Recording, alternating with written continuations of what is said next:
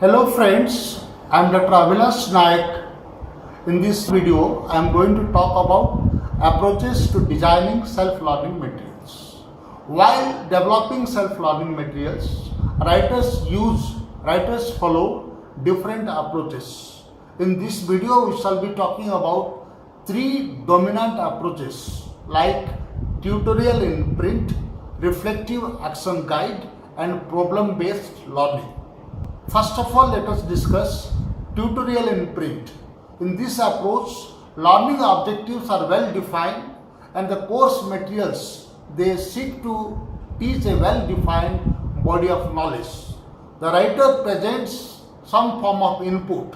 It could be in the form of a text, diagram or case study, and then sets an activity to help the learners understand the contents being taught. An ideal unit generally consists of carefully controlled sequences of input, activity and feedback. The self-learning materials, they simulate the presence of a teacher in the conventional classroom who gives some input and then asks a question or sets a task for the learners in the classroom. This approach is mostly used in the open and distance learning system. This approach is based on the following principles. Every learning outcome should have at least one activity. Learning outcomes should have several activities, and learning outcomes should have reasonable number of activities with smaller outcomes. Now let us discuss the next approach, that is reflective action guide.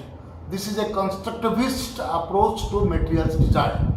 Materials prepared on the principles of this approach, they aim to support the learners in learning from their own experience, that is learning at their own work, and encourage them to learn by doing.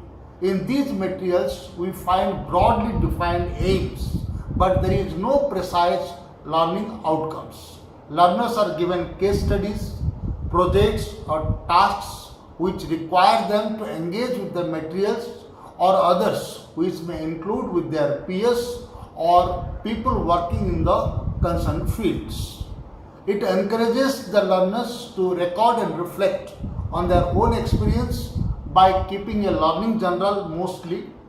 The activities are open-ended, often being based on the learner's own experiences. It is suitable for designing and developing print materials. The third approach that we shall be discussing, that is the problem-based learning approach. In problem-based learning, what happens?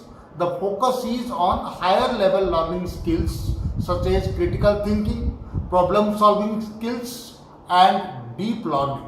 Problem-solving encourages self-directed learning as it requires the students to be responsible for their own learning, with the teacher acting as a facilitator of learning. This is the highest mode of learning. Thank you very much for listening to the presentation with attention. Thank you.